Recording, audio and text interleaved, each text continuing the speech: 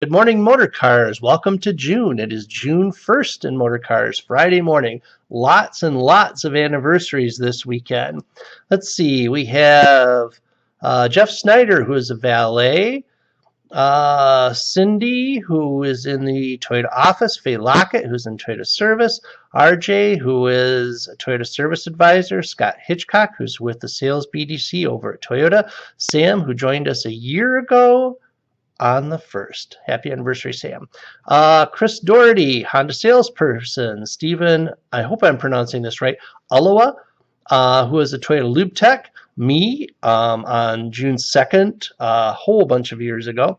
Joshua Casson, who's in Toyota service, and Isaiah Cannon, who is a Toyota Tech. So happy anniversary to all of you. Only one birthday this weekend, Mike Lozada on the 2nd. Happy birthday, Mike. Phrases of the day. I actually found two good ones that I wanted to share with you. The first one is from Milton Berle. If opportunity doesn't knock, build a door. The second one is from Audrey Hepburn. Nothing is impossible. The word itself says, I'm possible. Word of the day. It's impossible to be perfect. The Green Lantern movie proves that even Ryan Reynolds makes mistakes. When you make a mistake, trying to ignore it or covering it up is the worst thing you can possibly do. Especially if a customer is involved. Generally, it only makes things worse. I took a Sanders sales class that taught the perfect way to address mistakes with customers. It's called falling on your sword. The whole idea behind falling on your sword is that when you do make a mistake, be the first one to mention it. Don't wait for the customer to mention the fact that you've made a mistake. Own up to it right away and say, gosh, I am so sorry. The other thing is make sure that the customer understands that you feel even worse about it than they do. I am so sorry. You're going to hate me for this, but this is something that's happened. Even if it's not something that's your own personal mistake, take responsibility for Motor Cars' mistake. That's really what customers are generally looking for. And when they don't hear that, I am so sorry. We are definitely going to make this right. I am sure you're going to hate me for this, but I have some news to tell you.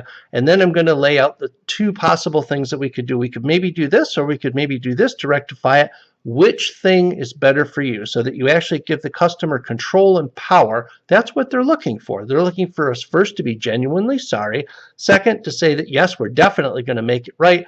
And to know that we actually feel bad about it. It's not just something where, oh, yeah, bad things happen here every day. We get that from the cable company. We get that from your insurance company if you deal with somebody other than the folks over at Allstate.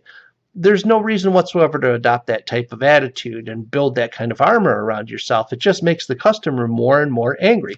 Own up to it. Take ownership of whatever mistake it was. Say how sorry you are. Make sure that the customer understands it. And if possible, especially if you're a manager, tell them what you're going to do to make sure that that issue does not happen again. That's all I've got. Have a good weekend, Motor Cars.